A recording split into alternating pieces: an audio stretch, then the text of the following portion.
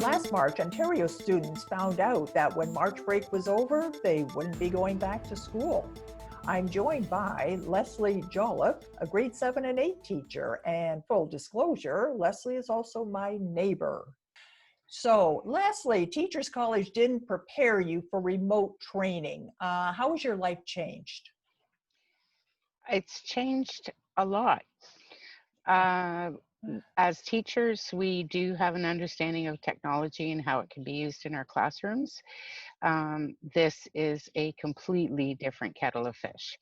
Teaching, whether you're teaching a 5-year-old or a 9-year-old or a 15-year-old or a 50-year-old, often has to do with the connection that you have with the student. And that connection is more often than not face to face. And we don't have that. And it changes the value and the authenticity of both teaching and learning dramatically. How do you stay in touch with your students? They're not just left on their own? No, absolutely not. We are calling weekly to touch base with both families and our students. Some of our students don't want to be checked in, don't want to have those check-ins once a week, which is fine. And the check-ins have nothing to do with whether or not a student is doing the posts that have been put into our virtual classrooms, and everything to do with touching base, making sure that people are okay. Is there anything that our families might need that we could help support them with and within the community and the community resources? So this goes beyond the reading, writing, and arithmetic. It's the bulk of the importance, in my opinion, right now with emergency remote learning is not what the students are doing in terms of assignments. I've spoken to many families who now seem to not be doing the jump to, oh, I'm sorry, my so-and-so hasn't been doing their assignments. I don't care whether or not they've been doing their assignments, and I and most teachers, many teachers, are trying to emphasize that with families, that the check-ins are about checking in. How are you doing? We're living in a world that nobody knows what tomorrow may bring. And so when I'm talking with my families and my students, I just want them to know that we're here, that I'm here.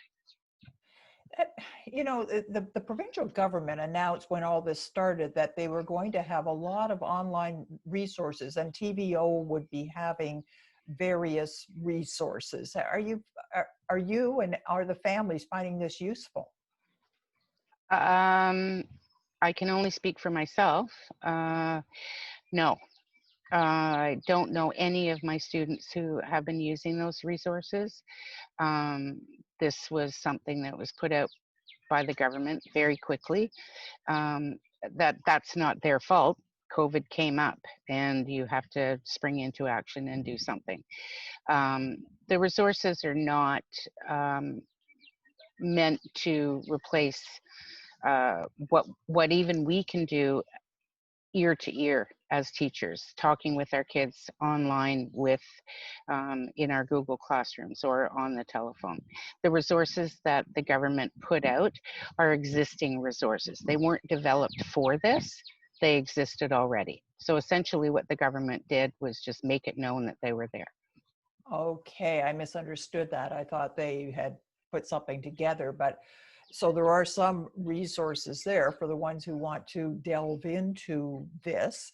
So in grade 7 and 8, this means that some of them will be going on to high school next year if things were. How does that work then? Do they still go on to high school? Do the grade 7s go into grade 8? Or this may go on until, well, at least September, maybe even January, maybe even longer before you actually see a classroom again. What do you think is going to happen as far as them progressing to the next grade?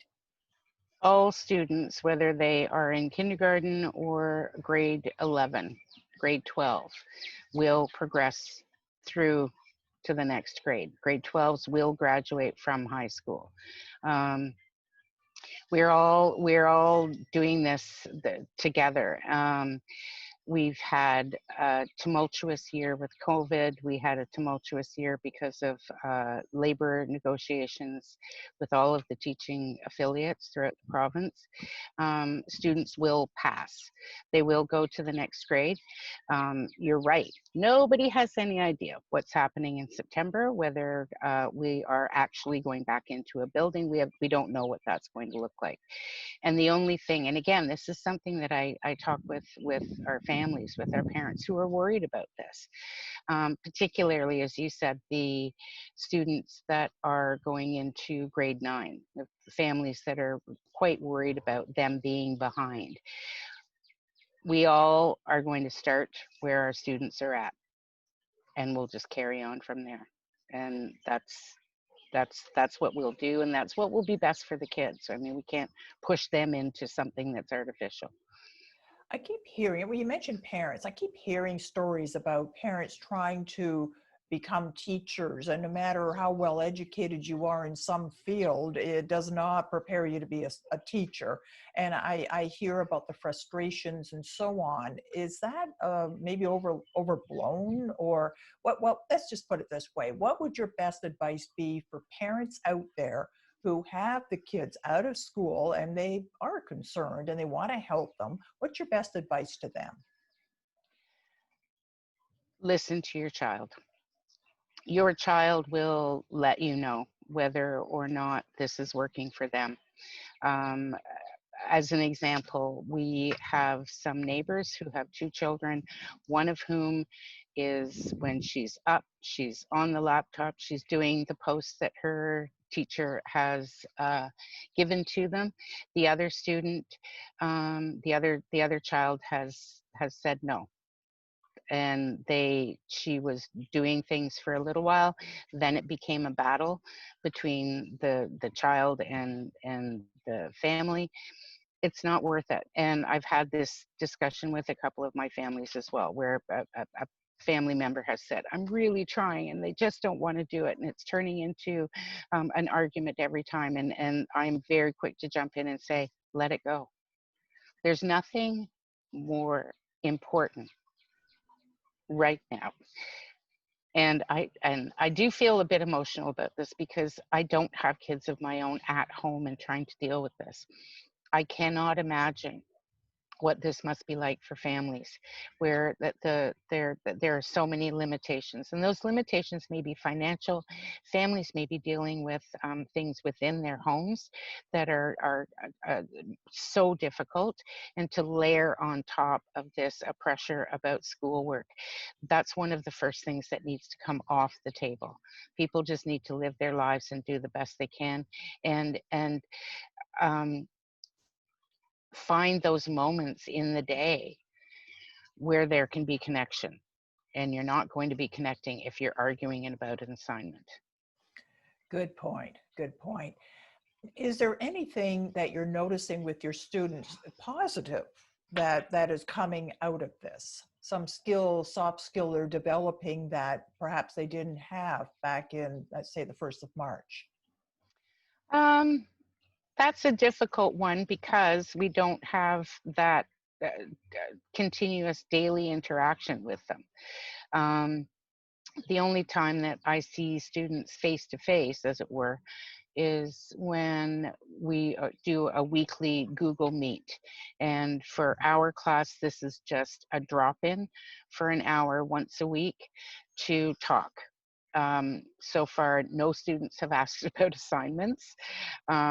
They just talk. They bring out their pets. Their younger siblings are running around in the background. I've seen collections of hats, and one boy who has a record collection with the turntable and a real needle and everything. And that's the highlight of my week. And we have our administration might drop in, and our student support teachers will drop into to the classroom, our student support counselor. And so there, and I'm not getting all of my students. I might have anywhere from 4 to 7 in that hour-long period. Um, but again, to see them and for them to see us and to know that every week we're going to be here. Um, they're grade 7 and 8. They're not going to say, gee, it's really nice that our teacher's checking in with us once a week. That's just not going to happen. I do know it's making a difference. That's good to hear. And you mentioned other teachers, so you've been at this a few years. A Um, few. what is your best advice for a teacher who's maybe only been a teacher for 2 or 3 years, or maybe even first year? What would your best advice be to them? Relax. I know as a teacher who has been doing this for quite a few years that for a 2 to 3 week period, I was working 8 hours a day, learning as much as I could about the platforms that are available that had become free that might otherwise be a subscription service. Um, to make online learning as exciting and interesting and authentic as possible. And in that time, I realized I couldn't keep this up. I don't have young kids at home. I'm not battling with a partner for a laptop to do a meeting. I'm in a position where I'm very privileged. Um, my teaching colleagues who have young children and whose partners are at home and who are also working, that's a different kettle of fish. So within this, all of this, you have to recognize when things need to just to go, and it all comes back, in my opinion, to if no one can do anything as a teacher right now except connect with students, phone their families, check in, I'm here, I'm thinking about you, I miss you, that will be the thing that a student will remember. That will be a thing that might just help a family take another breath and get through the next moment.